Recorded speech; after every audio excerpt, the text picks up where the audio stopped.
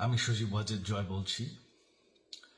আপনারা জানেন এই গত কয়েক সপ্তাহ ধরে আমাদের বাংলাদেশের যে গন্ডগোল সংকট চলছে, এই যে ছাত্রদের কোটা বিরোধী আন্দোলন, কোটার বিরুদ্ধে আমরাও ছিলাম। শুরুর থেকেই আমাদের সরকার কোটা সরিয়ে দিয়েছে, আমাদের সরকার তাদের সম্পূর্ণ দাবি মেনে নিয়েছে। এটা আদালতের একটা রায় ছিল, এটা আমাদের সরকারের করা ছিল না। তাও আমরা অ্যাপিল করে দ্রুত এই কোটা তুলে দেই। তাতেও আন্দোলনকারীরা সন্তুষ্ট না। আমরা তাদেরকে আলোচনায় ডেকেছি, আমরা একটা জুডিশিয়াল কমিশন করেছি, যে সংঘর্ষে যে হত্যাকাণ্ড হয়েছে সেটার বিচারের জন্য। অনেক পুলিশ অফিসার যারা অতিরিক্ত ফোর্স ইউজ করেছে তাদেরকে আমরা সাসপেন্ড করেছি। তাতেও এই আন্দোলনকারীরা সন্তুষ্ট নয়। আমরা যতই ছাড় দেন, প্রধানমন্ত্রী নিজেই তাদেরকে ডেকেছেন যে আসেন আমরা আলোচনায় বসি, তাতেও তারা সন্তুষ্ট না। আমরা যতই ছাড় দিতে থাকি, যতই তাদের দাবি মেনে নিতে থাকি, তারা কিছুতেই সন্তুষ্ট না, তারা খালি দাবি বাড়িয়ে যাচ্ছে। এখন দাবি হচ্ছে যে সরকারের পতন। তবে সরকারের পতন হওয়ার পর কি হবে, কি হবে এটা কেউ ভেবেছে? আমরা বাংলাদেশে গণতন্ত্র রক্ষা করে রাখতে চাই। সরকার পতন করে নতুন সরকার আসার সাংবিধানিক অনুযায়ী শুধুমাত্র একটি উপায় আছে, সেটা হচ্ছে নির্বাচন।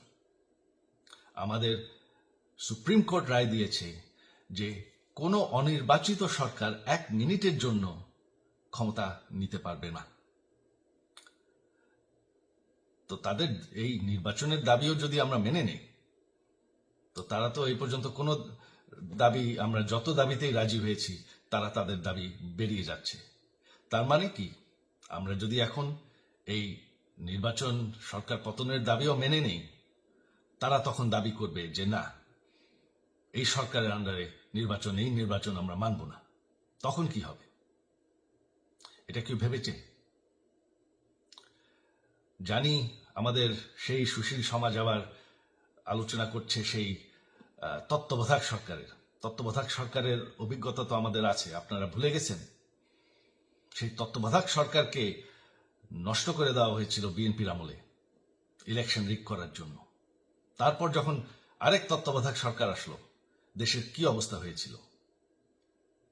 শেষমেশ সব থেকে বড় কথা যে আমাদের সংবিধানে স্পষ্ট বলা আছে এবং আমাদের সুপ্রিম কোর্ট রায় দিয়েছে যে অনির্বাচিত সরকার 1 মিনিটের জন্য দেশের ক্ষমতায় থাকতে পারবে না। আমরা আওয়ামী লীগ, আমরা আন্দোলন করেছি, আন্দোলন করে এই দেশকে স্বাধীন করেছি, আন্দোলন করে গণতন্ত্র ফিরে এনেছি, আন্দোলন করে আমরা দেশের উন্নয়ন করেছি। আপনারা যে বঙ্গবন্ধুর মেয়ে শেখ হাসিনার বিরুদ্ধে বলছেন, আজকে শেখ হাসিনা না থাকলে বাংলাদেশ এতদূর আসতে পারত? অসম্ভব। কেউ কল্পনা করতে পারে নাই যে বাংলাদেশ এরকম উন্নতি করবে, এরকম উন্নয়ন হবে। ঠিক আছে, শেখ হাসিনার পর আপনাদের কি হবে সেটা আমারও চিন্তার বিষয় না, আমার পরিবারের আর চিন্তার বিষয় না, আপনারা বুঝবেন। তবে এইভাবে সংঘর্ষ করে, হত্যাকাণ্ড করে ক্ষমতা দখল করা যাবে না। এটা আর আন্দোলন না। যখন পুলিশ হত্যা করা হচ্ছে, নিরীহ মানুষের উপর হত্যাকাণ্ড চলছে, মানুষের বাসায় আগুন দেওয়া হচ্ছে, জার্নালিস্টদেরকে হত্যা করা হচ্ছে, এটা হয়ে গেছে সন্ত্রাস। আর সন্ত্রাস মোকাবেলা শুধুমাত্র একটি ভাবে করা যায়। আমার অনুরোধ, আমাদের ল এনফোর্সমেন্ট, আমরা অনেক ধৈর্য ধরেছি, তবে এখন আর এটা সহ্য করা যাবে না। ল এনফোর্সমেন্ট এজেন্সি, বিজিবি এবং কি আমাদের মিলিটারির প্রতি আমার আহ্বান যে আপনাদের দায়িত্ব হচ্ছে আমাদের দেশের মানুষকে নিরাপদ রাখা।